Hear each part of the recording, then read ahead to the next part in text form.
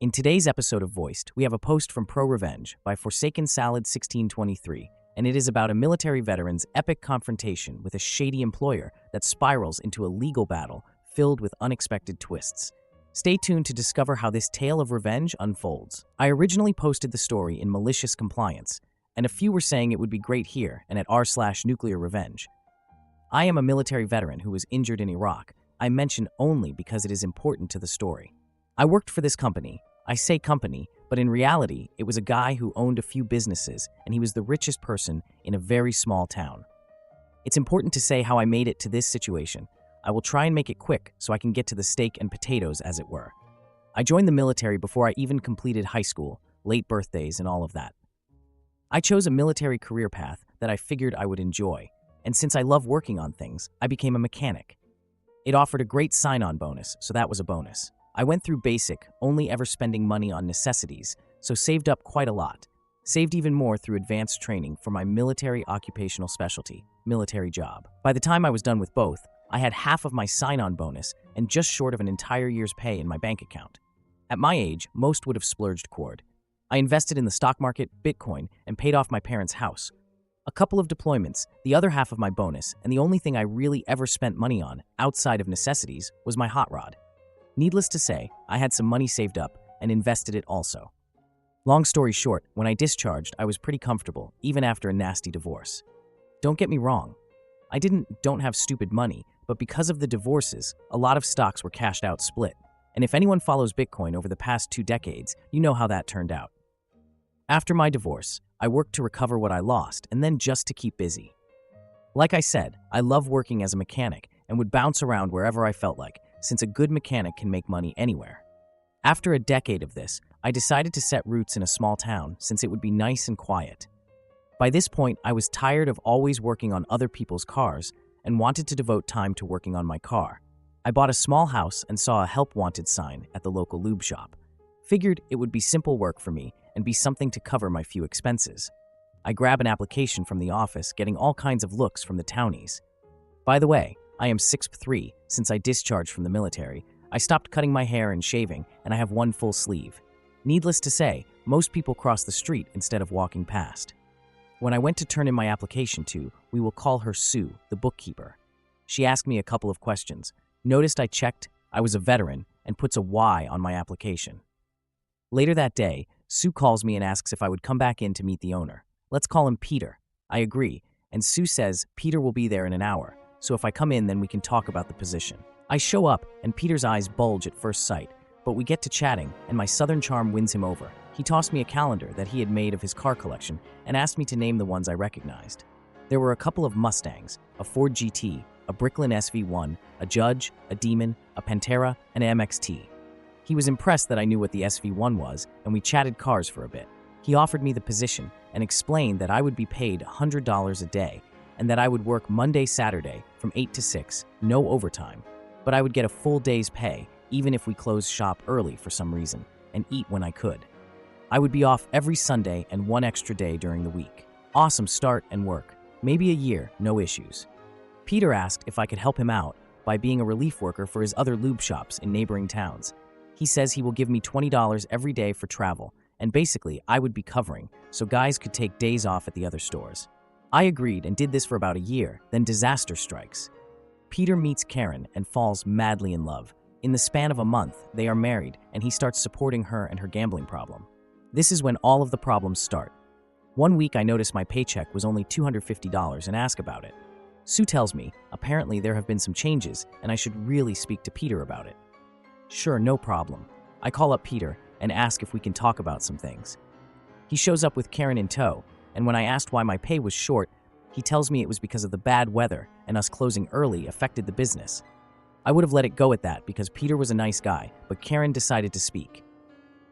It isn't very fair to us to have to pay you for a full day if you don't work the full 10 hours. I said that would be true if I wasn't on a negotiated day rate, and if I get paid for each day I work, not hourly. That's why I don't get paid 19 hours overtime each week. She claims that's not how it works anymore, that from now on I would be paid for the hours I worked and nothing else. Okay, whatever you say, Karen. Fast forward to the next week, we had a week's worth of very busy days where we were open a couple hours later than normal to finish up with waiting customers, and I gave up one of my days off to cover for a sick coworker. So, when what should have easily been over an $800 paycheck was only $600, I had some questions. I called Peter and asked him what was going on, why I only got paid $600, and he says, well, that's what we agreed on, $100 a day. I look at him blankly and ask if he forgot about last week, and he asked what about it. I reminded him, and he just says, it is what it is. Okay, so at this point, I am aggravated, and that is when Karen walks and asks, so what is he complaining about now?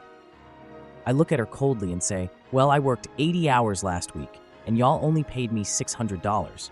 She looks at me and says, you're contracted labor, and you agreed to $100 per day, so why would we pay you more than that? I look at Peter and ask, is that how it is? He just says, you heard the lady. I went home and convinced myself that I was only working to cover my few living expenses anyway. The job isn't that hard. The only other things in this small town would have been assembling sheds or slinging chickens at a chicken plant.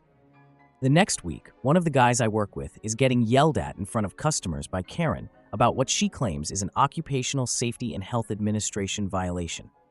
She claims that as part owner of the company, it is her responsibility to ensure that all Occupational Safety and Health Administration regulations are met, and his apparent violation was him wearing tinted safety glasses. Now, this is nonsense, because the bays faced east-west, and with how the cars pulled in, top workers got the sun during the day, and the pit worker got it in the evening.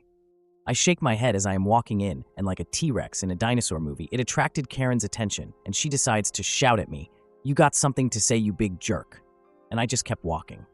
I told Sue she needed to have a long talk with Peter before Karen's mouth wrote checks he would have to cash, and she says, I just keep the books, don't involve me. So this behavior goes on another year, and finally I am at my limit. On the day I started my malicious compliance, I was in a very bad mood. I had woken up to news that a good friend of mine, who was responsible for me surviving being blown up in Iraq, was taken out by a drunk driver. Not wanting to deal with anyone, I tell the shop I will be working pit all day and just let me be. These guys have been working with me a few years now and know something is up. I never once thought that this would be a day that I would need to deal with Karen, since I was working at the furthest shop from the main shop, and it was in the opposite direction of the casinos. But I wasn't so lucky, or maybe I was. Peter and Karen show up, and she storms into the pit and scream, Peter, come look at this mess. I have no idea what she's talking about, because I always kept the pit spotless and would clean as I worked, where a lot of others would clean at the end of the day. Her complaint was about 50 of the most common oil filters we would use in a day being stacked on my waste drums for easy access to me. So I wouldn't have to wait for the top guys to hand me filters. I did this all of the time, and Peter knew about it and never cared. Before he comes down, looks around and tells me like he is talking to a teenager, clean up this pigsty. I shake my head and say, today's not the day, Peter, move on and take her with you. This apparently infuriated Karen, who of course thought it was the utmost disrespect to her and Peter. And he tells me, if I don't like it, I am free to leave, so I left. Now don't freak out, this story isn't over yet, that it's just the first flap of the butterfly's wings that started a massive storm. The next day, Peter calls me and asks me to swing by the main store on my way home. I think he is going to apologize about the day before. Figured one of the other guys might have told him why I was so on edge. No, that was not what this was about. Peter was calling me in to inform me that for the next 6 months, I would be on a probation period for my actions, and for these 6 months, I would only be paid $50 a day, and I wouldn't receive the normal $20 a day I received for driving to the other shops. I ask if he is serious about this, and if he has seriously considered what he was doing. This is when Peter's let his true colors shine.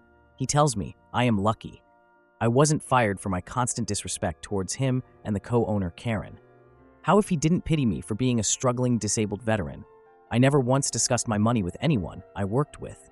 Why Peter thought I was broke and desperate was solely based on my appearance, from what I could tell. He would have fired me long ago. Something inside me snapped, and I just started laughing. He asked me what I thought was so funny, and I stood to my full height, stepped to him like a drill sergeant, about to give some wall-to-wall counseling and say, you should reconsider your life choices and who you choose to go into business with. Peter then says, what you gonna sue me or something? Go ahead. If you think you can afford to. What do you get from the Department of Veterans Affairs? Like $1,000 a month. I know how bad you need this job. That wasn't my plan, but it kicked in my malicious compliance, and since I will always be a soldier to go to war. That day I called a labor lawyer, paid the $3K retainer, and started my lawsuit for unsafe work environment, unpaid overtime, and minimum wage violations. All while continuing to work for him. It was glorious, but still not enough. It took about the 6 months of my probation for the lawyer to get off of the paperwork together and filed slow rolling it on my request. And this lawyer was a former Marine, so I think he had an idea of what I had in mind. After everything was ready, my lawyer filed the paperwork, and Peter and Karen were served at the main store while I was at work. They read the paperwork, and the process server for my lawyer stuck around to be a witness to what I knew would be coming. When they read that I was suing them, Karen and Peter flipped. Peter shouts, "I should kick your ass, you ungrateful piece of trash." And Karen screams, "You're fired, you coward. I bet you weren't even really in the military." The process server recorded everything, gave it to my lawyer who added to the lawsuit unlawful termination because it is illegal to fire an employee because they are suing you. The next day, I opened up my lube shop car wash combo and started recruiting my former coworkers at higher pay plus commission. They also wanted to jump in on the lawsuit, and my lawyer was more than happy to add them to it. So 2 years down the road, after subpoenas to get security footage from the shops, the books going back 5 years, and sworn testimonies, we go to mediation to settle. They offer a measly $50K to split between the 15 of us on the lawsuit, when that didn't even cover the unpaid overtime. We declined. Then our Apache came in to save the day, sent by the Internal Revenue Service, delivered to my lawyer because of request for the company's tax documents. Peter held each lube shop as its own individual limited liability company, each with its own tax identification and employment record. Peter and Karen thought it would be a smart move to file for a tax credit for employing a veteran at each of the 6 shops. In their filing, they claimed that they employed a veteran me as a full-time employee, working a minimum 36 hours a week at a rate of $12 per hour. The government gives a tax break to companies that employ veterans. At the next mediation, my lawyer presented the reports to their lawyer and the mediator, and after a quick 20-minute discussion, Peter and Karen came back and agreed to settle a tour request of 400 kin, unpaid overtime to be split between 15 of you saw legal fees and a personal settlement for the unlawful termination suit of 20K for each shop. I was listed as an employee as well as unpaid wages for the 6 months. I was only paid $5 an hour. Their only demand was that we all agree to a gag order so that nothing would leave the mediator's table. Of course, we signed and we took our paychecks, but somehow their tax paperwork made its way to just the right person at the Internal Revenue Service, and they decided to audit Peter and Karen, and an investigation was opened on them for tax fraud. I sold the shop I opened to the guys that came over and jumped in on the lawsuit. They each paid me $8K, and I washed my hands of it. I put my house up for sale and moved away. I did go back about 8 months later because the guy who was supposed to take care of the lawn had apparently been arrested, and the yard went a few months without being cut, before the city informed me that they were going to fine me $100 a day until it was brought to code. So I went down to mow it myself. While there, I decided to check in with my realtor to see if there was anything we could do about yard maintenance. And who do I see? But little ol' Sue sitting pretty at the front desk. Sue couldn't speak fast enough to tell me what all had happened, and it was perfect. What I thought was an Apache turned out to be an atom bomb. Peter filed bankruptcy to try and not go broke after making a plea deal for probation for tax fraud and paying a ton in unpaid taxes. Karen took off with some dude she met at a casino. I asked Sue 2 questions: if she knew who reported the fraudulent tax paperwork to the Internal Revenue Service, and what happened with Peter's car collection. She told me I have no idea, and to check the parking behind the realtor's office before leaving. On my way out, I took a peek behind the realtor's office to see a safety green SV1 sitting there. Apparently, Peter started selling off his cars early and cheap, hoping he would be able to buy them back after filing bankruptcy. To this day, I have no idea who, if anyone, actually turned in the paperwork to the Internal Revenue Service. My personal theory is whoever was tasked with compiling it all with their claims noticed something strange and reported it.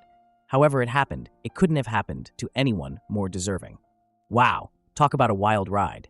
This story is a textbook saga of hardship turned into victory. It's mind-blowing how our protagonist went from being disrespected at that lube shop to flipping the script on Peter and Karen with some legal malicious compliance. It's like the universe responded to the injustice with a cosmic plot twist. From battling the daily grind to launching a lawsuit that leaves triumphant schemes behind, this is a serious reminder that people can't just trample on others, especially someone who's fought for our safety. So, what do you think? Did Peter get exactly what he deserved, or do you see things differently? Drop your thoughts in the comments. Let's chat about it. Thank you for listening to today's episode of Voiced. If you enjoyed daily, high-quality stories, please like and subscribe to show your support.